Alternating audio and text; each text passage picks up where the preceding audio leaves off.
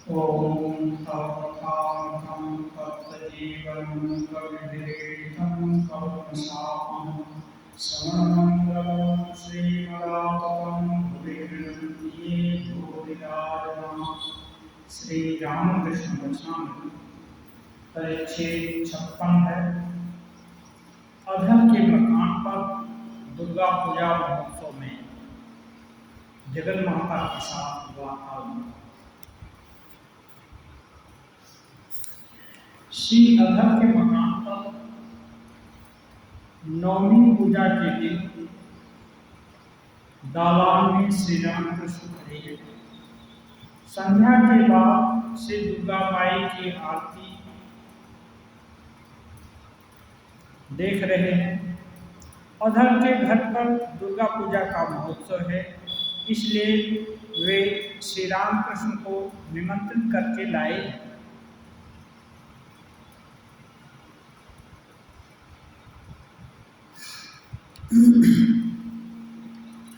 अधर से के यहाँ दुर्गा पूजा हो रही है।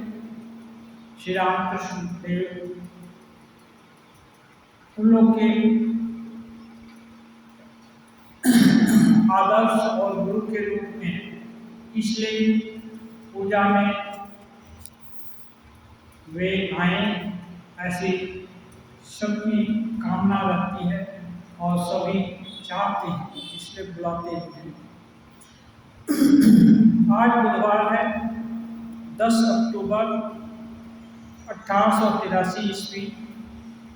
श्री रामकृष्ण भक्तों के साथ पधारे। उनमें बलराम के पिता तथा अधर के मित्र स्कूल इंस्पेक्टर सारद बाबू भी आए। अधर ने पूजा के उपलक्ष्य में पड़ोसी तथा आत्मीय जनों को भी निमंत्रित किया है, वे सभी आए। श्री रामकृष्ण संध्या की आरती देखकर भाव विभोर होकर पूजा के दलान में खड़े हैं। भावाविष्ट होकर माँ को गाना सुना रहे हैं।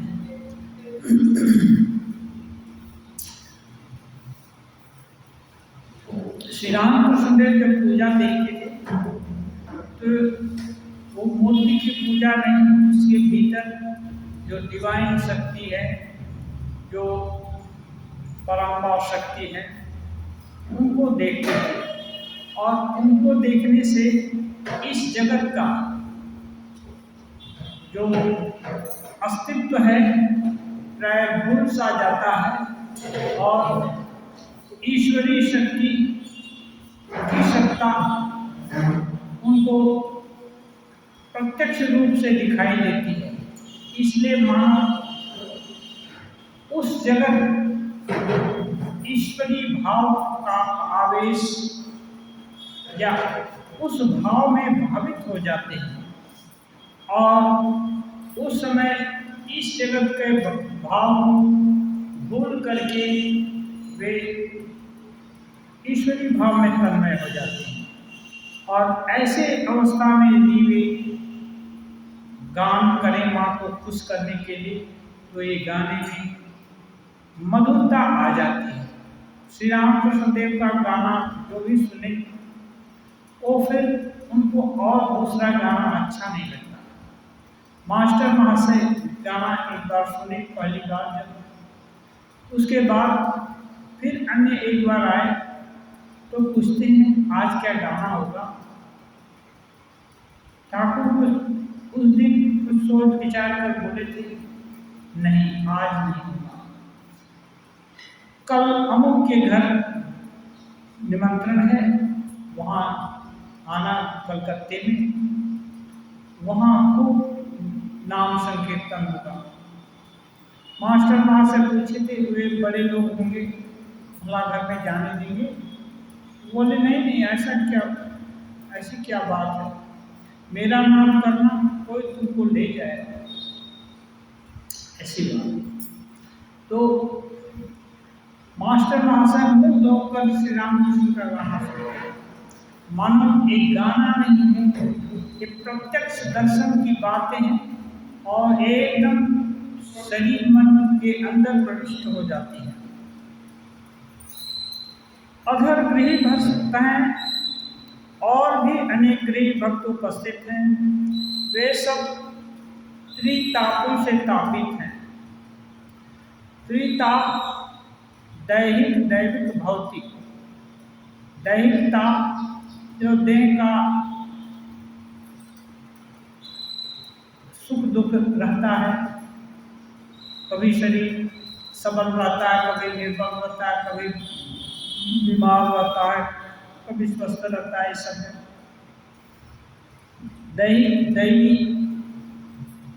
न जाने कब कौन सी विपत्ति आ जाए, अप्रत्याशित रूप से। भौतिक, कहीं जा रहे हैं, हठात कोई गाड़ी टक्कर मार दिया, कहीं कोई बाढ़ आ गई, सूखा पड़ गया, कितने तरह का कष्ट है। ये सब गृहस्थ को झेलने पड़ते हैं। सन्यासी हैं तो यहाँ से हट करके दूसरी जगह भी जा सकते हैं, क्योंकि अपना कुछ है नहीं। यहाँ डेरा जमाए, डेरा उठा लिया, दूसरी जगह चले गए, और मैं तीसरी जगह चले गए थोड़ी। लेकिन कोई भी देहधारी, जो भी देहधारी है, सबको ही दैहिक, दैविक, भौतिक ताप सहने ही पड़ते हैं। इससे कोई अछूता नहीं है। हाँ, सन्यासी है तो अकेला है, उसके मन का बात उसका दुख वो जाने और उसके परमात्मा जाने।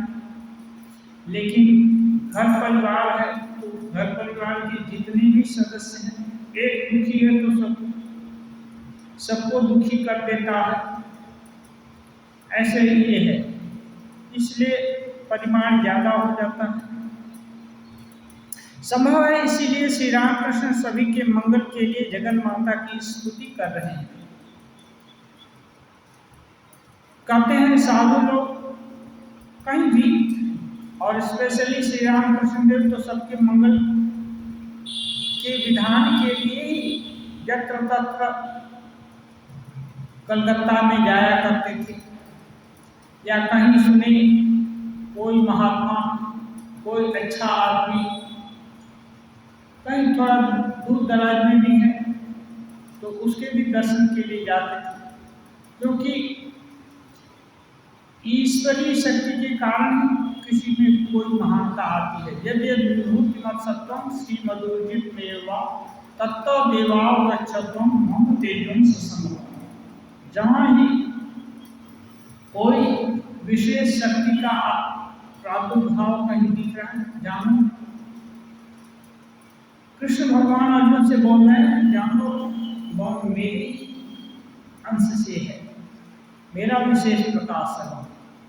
इसलिए ठाकुर ऐसे लोगों के पास जाते और उनकी शक्ति को और भी उद्बुद्ध कर देते।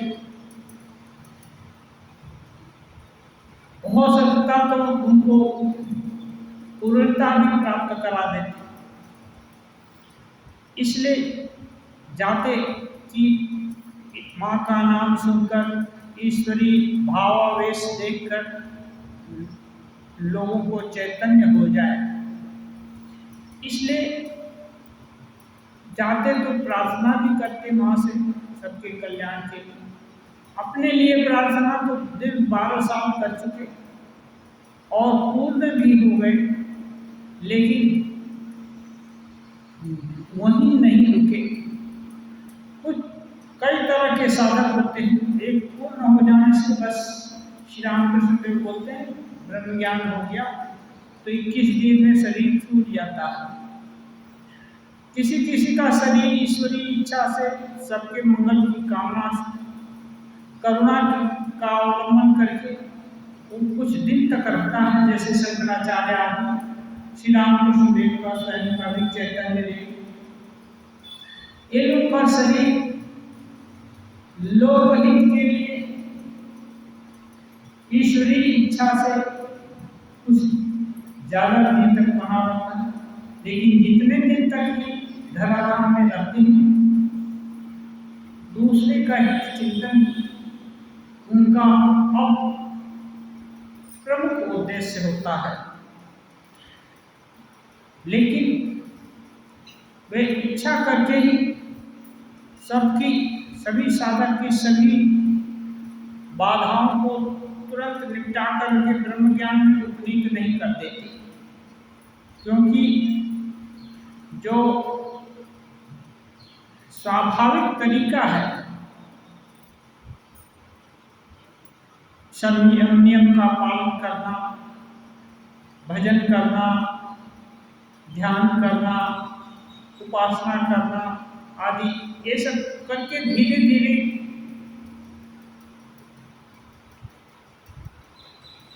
स्वयं ही जीव को ऐसी शक्ति प्राप्त है कि सभी जीव अपना कल्याण कर सकते हैं। ऐसा नहीं कि इसके लिए ईश्वरावतार की विशेष आवश्यकता है। जब ब्रह्मा सबको पैदा किए हैं, उसी समय सबके कल्याण का विधान भी कर दिए हैं। लेकिन होता है आस्था, क्या सही है क्या गलत है, कौन सा रास्ता अच्छा है। ये रास्ता जीव कोटि के लोग अधिकतर भटक जाते हैं। इनको सही रास्ता दिखाने के लिए ईश्वरावतार ऐसी विशेष शक्ति का बीच बीच में धराधाम पर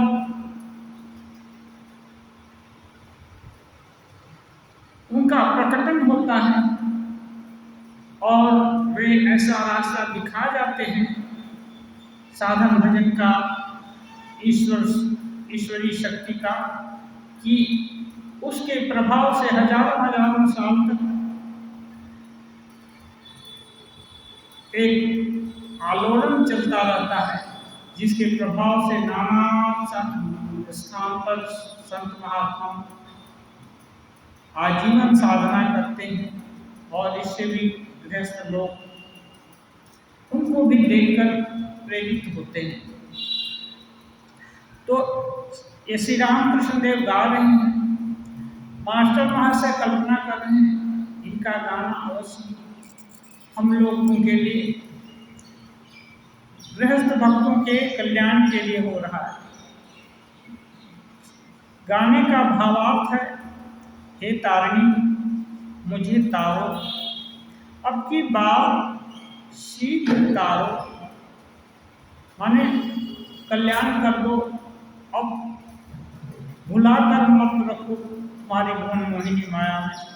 हे माँ, जीवगण यम से भयभीत हो गए हैं। हे जगत जननी, संसार को पालने वाली, लोगों को मोहने वाली जगत जननी, तुमने यशोदा की कोख में जन्म लेकर हरि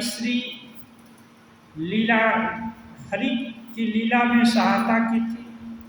तुमने वृंदावन में राधा बन ब्रजवल्लभ के साथ विहार किया, रास रचकर रसमयी तुमने रास लीला का प्रकाश किया। हे माँ, तुम गिरिजा हो, गोपतनया हो, गोपतनया माने वृषभानुनंदिनी, गोविंद की मन मोहिनी हो, तुम सद्गति देने वाली गंगा हो।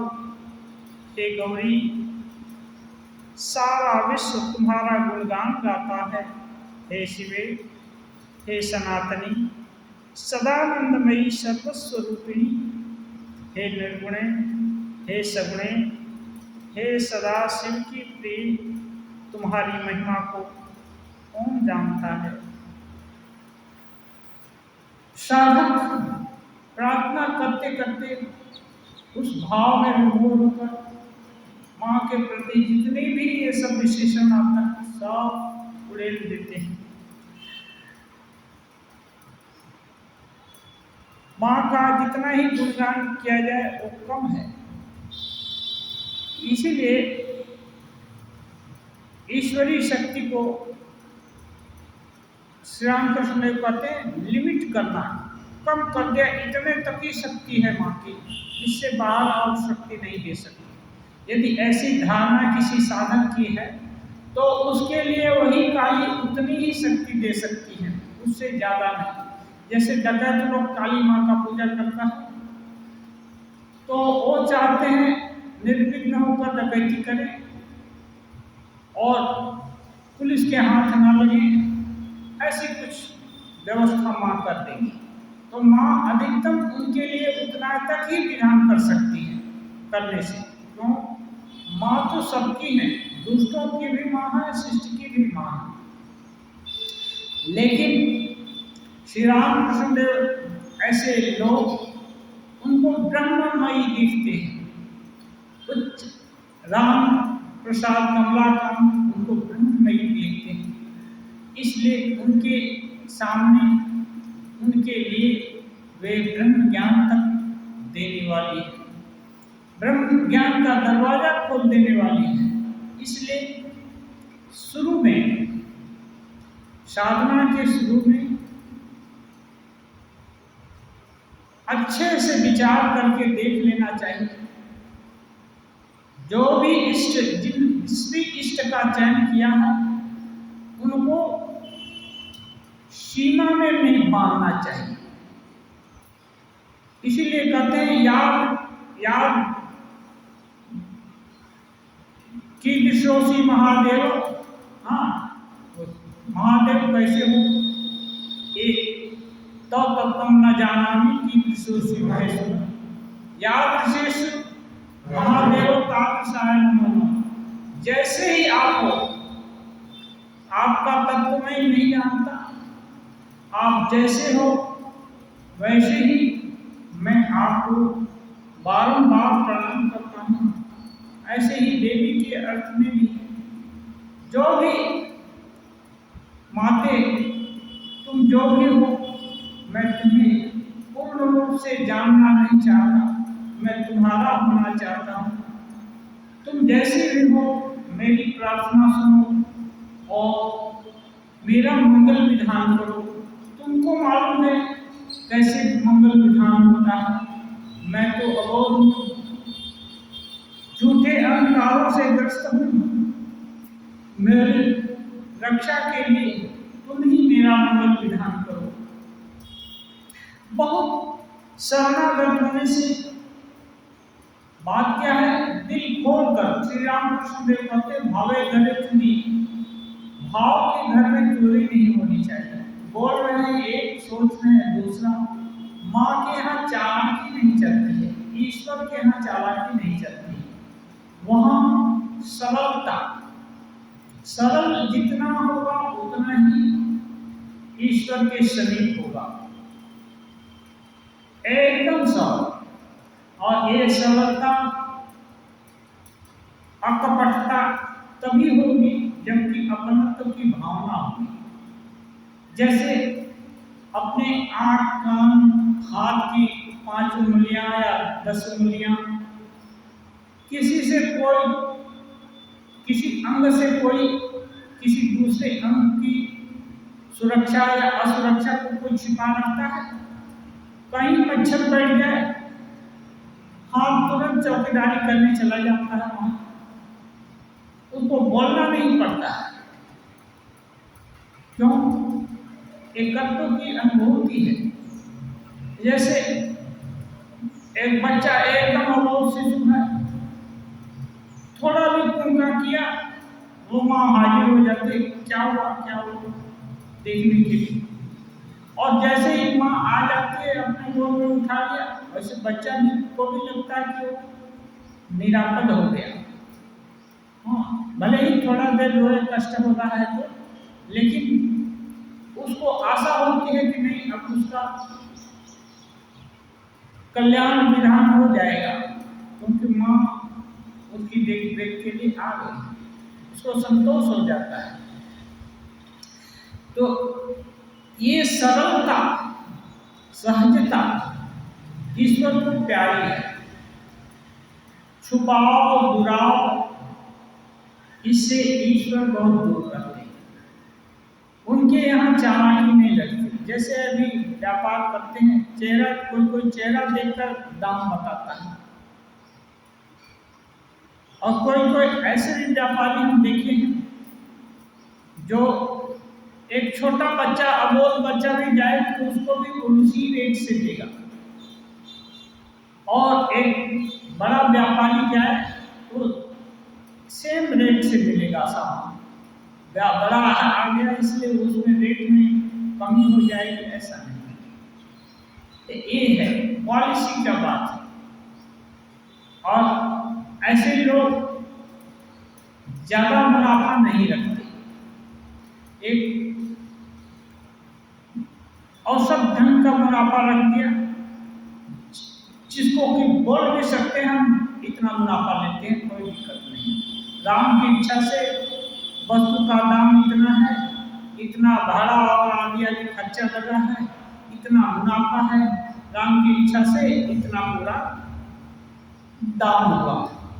तो ये व्यापार में भी सत्य बोला जा सकता है, ऐसा नहीं कि नहीं बोला जा सकता। लेकिन जो भी हो, ईश्वर के यहाँ वो सब नहीं चलता है। जितना ही सरल हो, निष्कपट हो, पूरा खोल करके रख दिया, वही ईश्वर को प्यारा होना है। ईश्वर उसी को पसंद करते हैं। श्री रामकृष्ण अधर के मकान के दुमंजिले पर बैठक घर में बैठे हैं। कमरे में अनेक आमंत्रित व्यक्ति आए हैं। बलराम के पिता और सारद बाबू आदि पास में बैठे हैं। श्री रामकृष्ण अभी भी भाव विभोर है। भाव विभोर का मतलब जैसे यहाँ है, लेकिन याद किसी दूसरे की है, तो लोग सोच रहा है कि दूसरे भाव में है। यहाँ के लोगों को देख नहीं रहे हैं, वो पहचान नहीं रहे हैं दूसरे। तो ईश्वरी सत्ता जहाँ की एकदम प्रत्यक्ष रूप से दिख रही है, और वो सत्य से भी ज्यादा सत्य है, ये सब जागतिक सत्य से ज्यादा सत्य है। तो वो भाव आ जाने से ये जो करुणा के कारण सबके साथ रहते, ये सब छूट करके उधर चले जाते। तो इसको भाव मैंने ईश्वरी भाव में भी बोलो। भाव माने और कोई भाव, ईश्वरी भाव। आमंत्रित व्यक्तियों को संबोधित कर कह रहे हैं, मैंने भोजन कर लिया है, अब तुम लोग भी भोजन करो। आमंत्रित लोग कह रहे हैं, थोड़ा हौसला तो कह रहे हैं, मैं भोजन कर दिया, तुम लोग भी भोजन करो। अधर की पूजा और नैवेद्य को माँ ने ग्रहण किया है। क्या इसीलिए श्री रामकृष्ण जगत माता के आवेश में आकर कह रहे हैं? श्री रामकृष्ण देव एक्चुअली हुआ क्या, खाए नहीं है। मास्टर महाशय की अगली पंक्ति से ये मालूम हो रहा है कि खाना नहीं हुआ है, लेकिन श्री रामकृष्ण देव बोल रहे हैं कि मैंने खा लिया है, तुम लोग भोजन पाओ। तो मास्टर महाशय कह रहे हैं कि अधर की पूजा और नैवेद्य माँ ने ग्रहण कर लिया है। भाव में श्री रामकृष्ण देव देख रहे हैं कि माँ ने ग्रहण कर लिया है और वे माँ के साथ एक हैं, माने एकत्व की अनुभूति है। क्या इसीलिए श्री रामकृष्ण देव जगत माता के आवेश में आकर कह रहे हैं, मैंने खा लिया है, अब तुम लोग भी प्रसाद पाओ? ये मास्टर महाशय अब स्वगत सोच रहे हैं कि क्या यही कारण है, क्योंकि अभी तक तो देख रहे खाए नहीं, लेकिन बोल रहे हैं मैंने खा लिया, अब तुम लोग प्रसाद पाओ। तो इनका मतलब भाव में जगत माता के साथ एक हैं, हो गए, और जगत माता पा लिया, इसका मतलब उनका पाना हो गया। अब वो बोल रहे हैं तुम लोग प्रसाद खाओ। श्री रामकृष्ण भावाविष्ट होकर जगन माता से कह रहे हैं माँ मैं खाऊं। अब देखिए भाव थोड़ा उपशमित हो रहा है। श्री रामकृष्ण देव एक बार बोले इसके भीतर दो, इसके भीतर अपने शरीर को दिखा, मेरे शरीर के भीतर ऐसे नहीं कर, ऐसे नहीं बोलते, इसके भीतर दो, कौन? एक भक्त और एक भगवान। तो कभी भगवान के भाव में आवेशित रहते हैं, कभी भक्त के। तो भक्त के भाव में जब आए तो पूछ रहे हैं माँ मैं खाऊं या तुम खाओगे? माँ कारणानंद रूपी, कारण का आनंद, कारण का कई अर्थ है। एक है कि जो मदिरा है, जो विभिन्न प्रकार का मद्यपान होता है उसको कारण भी, उसको भी कारण बोलते हैं। एक कारणानंदमयी यानी आनंद का जो कारण है उसका आनंद। तो माने जो भी आनंद है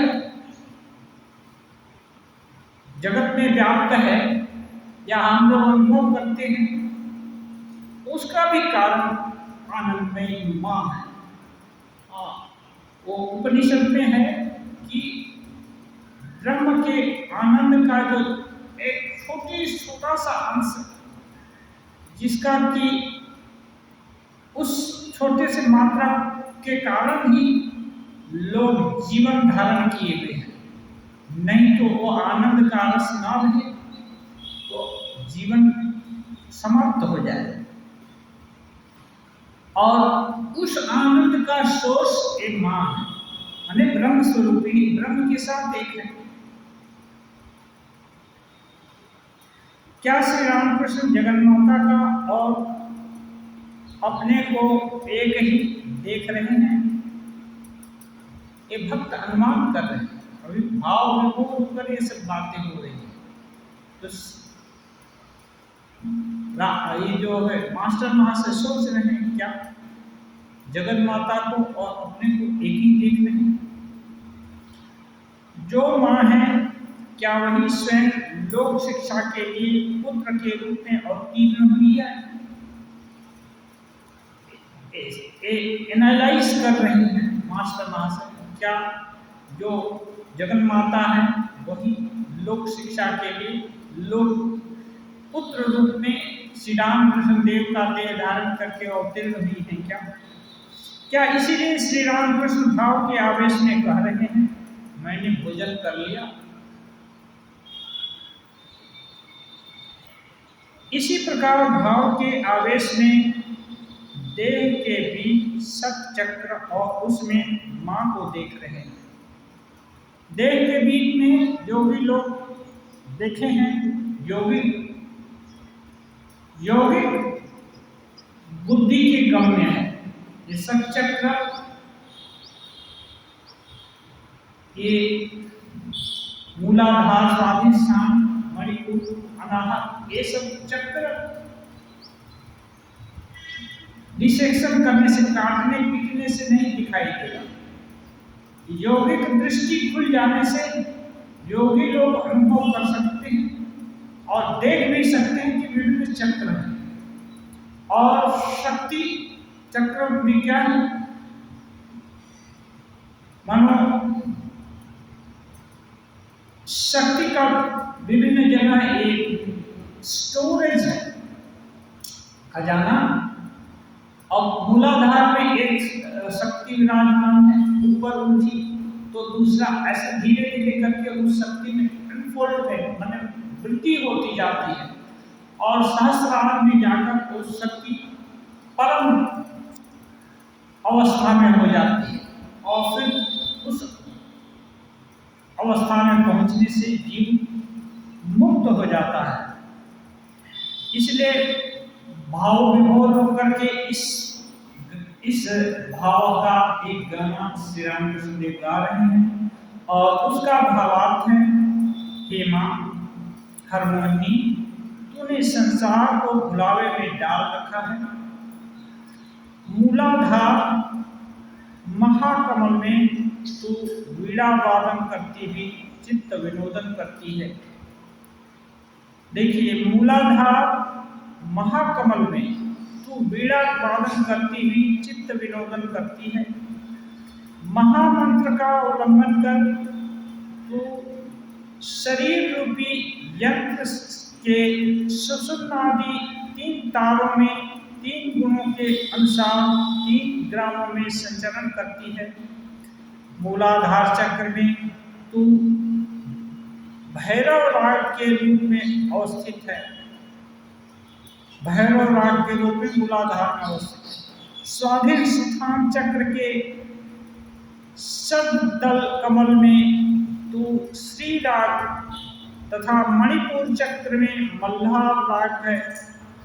तू वसंत राग के रूप में हृदयस्थ अनाहत चक्र के में प्रकाशित होती है। तू विशुद्ध चक्र में हिंडोल तथा आज्ञा चक्र में कर्नाटक राग है। तान मान लय सुर के सहित तू मंद्र मध्यता इन 3 सप्तकों का भेदन करती है। हे महामाया, तूने मोह पास के द्वारा सबको अनायास बांध लिया है।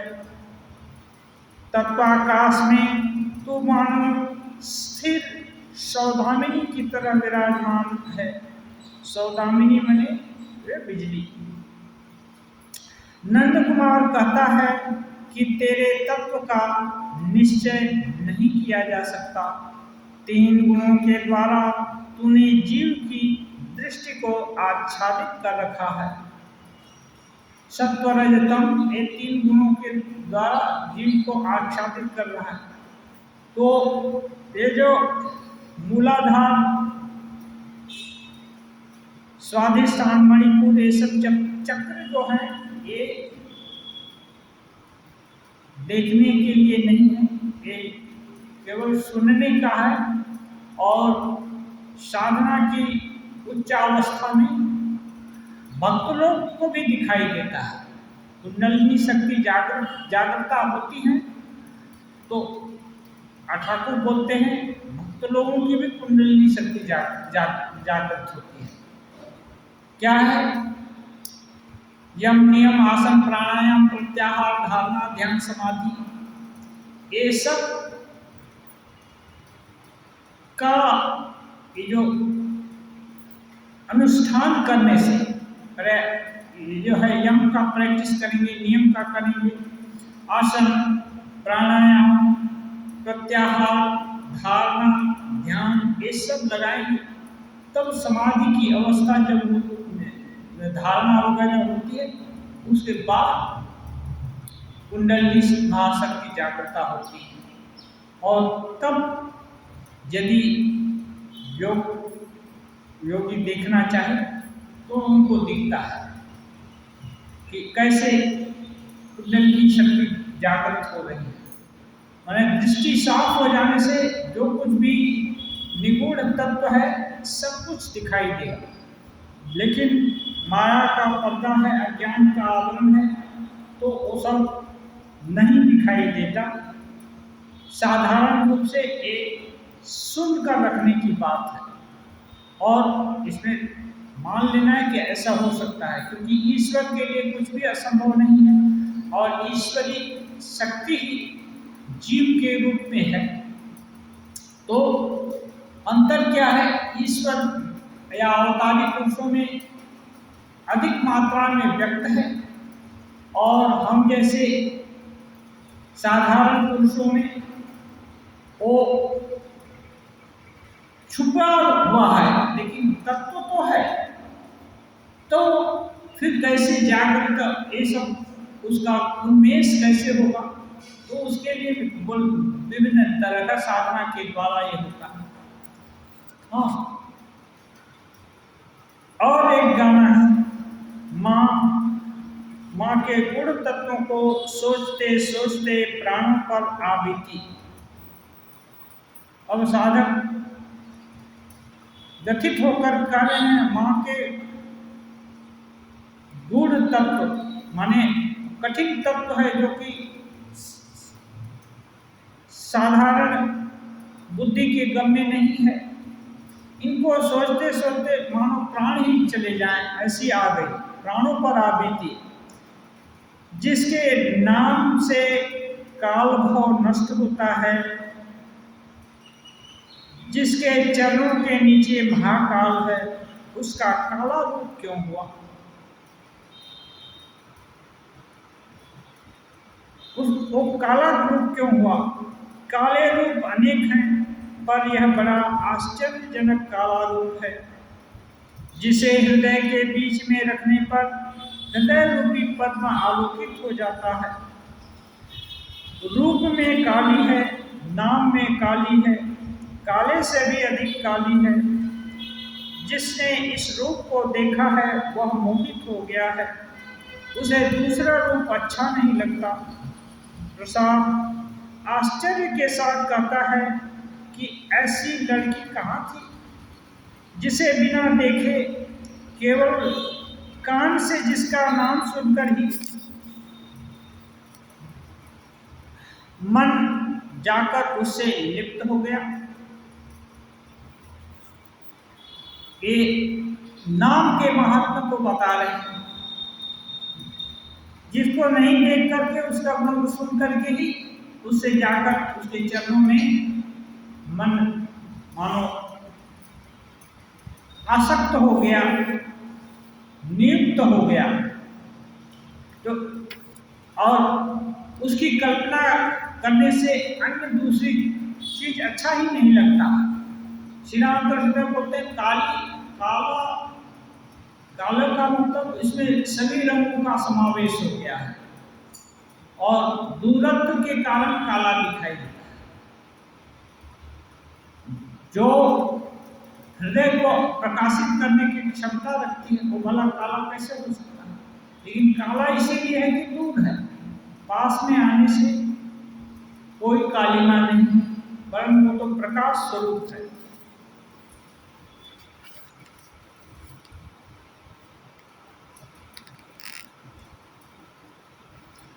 अभया की शरण में जाने से सभी भय दूर हो जाते हैं। संभव है इसीलिए वे भक्तों को अभय दान दे रहे हैं और गाना गा रहे हैं। बहुत कष्ट है संसार में। कभी कभी श्री राम कृष्ण देव मौखिक रूप से उपदेश करते हैं, कभी कभी गाने के रूप में भी जो राम प्रसाद कमलाकांत आदि ये साधक प्रबल लोग गाए हैं, इन सब का गाना साधक एक बार सुनकर ही इनको याद हो जाता और इसको उस भाव से भावित होकर गाते। कोई कोई लड़के पाड़ा उधर के लड़के बोलते क्या राम, क्या माँ का गान गाता है, माँ का नाम करता है कि माए नाम करेंगे परमहंस प्राण पाषाण गले जाए, मन पत्थर भी पिघल जाए। इतने द्रवित होकर माँ का नाम करता है परमहंस, जिससे पत्थर भी पिघल जाए। लोग के दिल में माँ का नाम घुस जाता। नहीं, माँ सत्य, सच में सत्य सत्य सत्य है। मैंने अभय पद में प्राणों को सौंप दिया है इत्यादि। श्री शारद बाबू पुत्र शोक से अत्यंत व्यथित हैं, इसीलिए उनके मित्र अधर उन्हें श्री राम कृष्ण के पास लाए हैं। एक गौरांग के भक्त हैं, उन्हें देखकर श्री राम कृष्ण में श्री गौरांग का उद्दीपन हुआ है। श्री राम कृष्ण गा रहे हैं, मेरा अंग क्यों गौर हुआ इत्यादि। अब श्री गौरांग के भाव में आविष्ट होकर गाना गा रहे हैं, कह रहे हैं शारदा बाबू यह गाना बहुत चाहती हैं।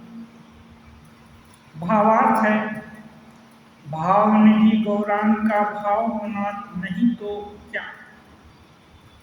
बोल रहे हैं भावनिधि गौरांग का भाव होगा नहीं तो क्या। भाव के जो खजाने हैं गौरांग, उनका भाव नहीं होगा तो और क्या होगा। माने ईश्वरी भाव, गौरांग हर समय ईश्वरी भाव में विभोर है। क्यों? ईश्वरी भाव के खजाना स्वयं है, इसलिए उनका ये नहीं होगा तो क्या होगा। वे भाव में हंसते हैं, रोते हैं, नाचते हैं, गाते हैं। वन देखकर वृंदावन समझते हैं, गंगा देखकर उसे यमुना मान लेते हैं। गौरांग सिसक सिसक कर रो रहे हैं। यद्यपि वे बाहर गौर हैं, तथापि भीतर वे कृष्ण हैं। ये कंट्रास्ट साधक लोग ये कर रहे हैं, बाहर से देखने से गोरे हैं लेकिन भीतर में कृष्ण में काले तो नहीं। कृष्ण माने वृंदावन के कृष्ण है। भावार्थ है दूसरे गाना का। माँ पड़ोसी लोग हल्ला मचाते हैं, मुझे गौर कलंकिनी कहते हैं। क्या यह कहने की बात है? कहाँ कहूँगी और प्यारी सखी, लज्जा से मरी जाती हूँ। एक दिन श्रीवास के मकान में कीर्तन की धूम मची हुई थी। गौर रूपी चंद्रमा श्रीवास के आंगन पर लोटपोट कर रहा था। मैं एक कोने में खड़ी थी, एक ओर छिपी हुई थी। मैं बेहोश हो गई। श्रीवास की धड़पत्ती मुझे होश में लाई। एक दिन गौर नगर कीर्तन कर रहे थे। चांडाल, यवन आदि भी गौर के साथ थे। वे हरि बोल कहते हुए नदिया के बाजारों में चले जा रहे थे। मैंने उनसे साथ जाकर दो रक्तिम चरणों के दर्शन किए थे। एक दिन गंगा तट पर गौरांग प्रभु खड़े थे, मानो चंद्र और सूर्य दोनों ही गौर के अंग में प्रकट हुए हों। गौर के रूप को देखकर शाक्त और शैव भूल गए। एकाएक मेरा घड़ा गिर पड़ा। दुष्ट ननदिया ने देख लिया था।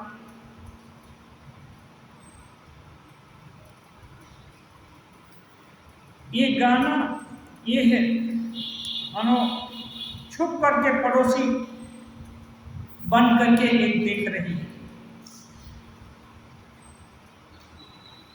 बलराम के पिता वैष्णव हैं, संभव है इसीलिए श्री रामकृष्ण गोपियों के दिव्य प्रेम का गाना गा रहे हैं। भावार्थ है, हे सखी, श्याम को पा न सकी तो फिर किस मुख से घर जाऊं। यदि श्याम मेरे सिर के केस होते तो हे सखी, मैं उसमें बकुल फूल पिरोकर यत्न के साथ बेड़ी बांध देती। श्याम यदि मेरे हाथ के कंगन होते तो सदा बाहों में लगे रहते। सखी, मैं कंगन हिला हिलाकर बाँ हिलाकर चली जाती। हे सखी, मैं श्याम रूपी कंगन को हाथ में पहनकर सड़कों पर से चली जाती। जिस समय श्याम अपनी बांसुरी बजाता है तो मैं यमुना में जल लेने आती हूँ। मैं भटकी हुई हरिणी की तरह इधर उधर ताकती रहती हूँ। सखी का ये भाव है। और जब बंसी बजाते हैं तो कृष्ण को देखने के बहाने मटकी लेकर के चली गई कि पानी ले आने जाने का इच्छा है कि कृष्ण को देखने की इच्छा है।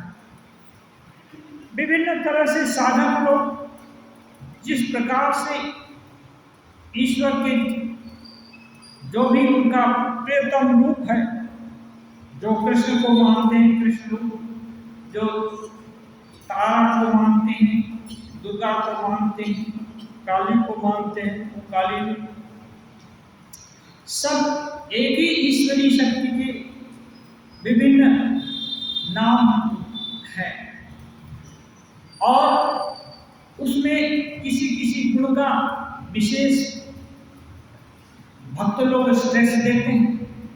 वैसे अद्वैत तत्व के रूप में कोई किसी में कोई अंतर नहीं है, लेकिन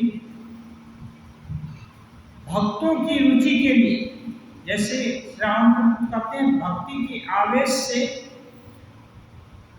जो कहीं कहीं है ना पानी ही बन जाता है, ऐसे ही ब्रह्म तत्व है भक्त के लिए उस रूप उस गुण को धारण कर लेते हैं और उन रूप और उन गुणों में कोई दोष नहीं होता, दोष मुक्त रूप गुण धारण कर लेते हैं और उसी की कल्पना करके उसी का अवलंबन करके साधक दिनों दिन ईश्वर की तरफ अग्रसर हो सकते हैं, लगे रह सकते हैं, ईश्वर के साथ एकत्व की अनुभूति कर सकते हैं, क्योंकि परम तत्व तुरंत हृदय ग्राह्य नहीं हो सकता। इसलिए रूप आदि के माध्यम से, रूप गुण आदि के माध्यम से ये ईश्वर तत्व को समझना एक सहज हो जाता है। इसलिए कृष्ण हो या काली हो या दुर्गा हो या राम हो, जो कोई भी, उनका अवलंबन करके हम उनके निर्गुण तत्व तक जा सकते हैं। वो से इसलिए श्री रामकृष्ण देव कहते हैं भगवान की इति नहीं करनी चाहिए, वे सगुण है, साकार भी है भक्त के लिए। जो निराकारवादी है उनके लिए निराकार है और इसके भी अनंत पार है, क्योंकि मन बुद्धि से परे है। वे क्या क्या नहीं हो सकते इसकी कल्पना नहीं की जा सकती है। इसलिए ईश्वर के द्वारा सब कुछ संभव है। इसलिए ईश्वर की इति नहीं करनी चाहिए। जो भाव अच्छा लगता है उस भाव को पकड़कर आगे बढ़ने का कोशिश करना चाहिए। यदि कोई दूसरा साधक दूसरे भाव से भावित है, जो कोई कृष्ण भक्ति से भावित है, तो काली का पुजारी या काली का भक्त उनसे भक्ति की सीख ले सकता है। जो जैसे श्री कृष्ण भाव में विभोर है, वैसे मैं काली भाव में विभोर हूँ। तो ये ऐसे सीख सकते हैं। एक दूसरे का विरोध या अपना प्रभाव प्रचारित करने के बदले एक दूसरे का ये जो स्नेह, एक दूसरे का जो आकर्षण है, एक दूसरे का जो त्याग, वैराग्य, भक्ति, ये सब ग्रहण करने का चेष्टा, इस ग्रहण करने की चेष्टा करनी चाहिए। तब देखेंगे दिनों दिन उन्नति होती रहेगी। इसीलिए श्री रामकृष्ण देव जितने भी प्रकार के साधक उनके आसपास जाते थे, सबके लिए ही कुछ न कुछ खुराक दे देते थे। इसलिए कोई संकीर्णता नहीं रखते थे। एक भाव के से श्री रामकृष्ण देव कभी भी एक ही भाव का प्रचार नहीं करते। वो सबका कल्याण कैसे हो, ऐसे कभी गाने भी गाते, कभी ऐसी ऐसी बातें भी करते, सबको वो आगे बढ़ा देना चाहते हैं धर्म पथ पर। ओम निरंजन नित्यमनंत रूपम भक्तामकं पादत विग्रहं वै ईशावतारं परमेश वीर्यं तं रामकृष्णं शिरसा नमामि।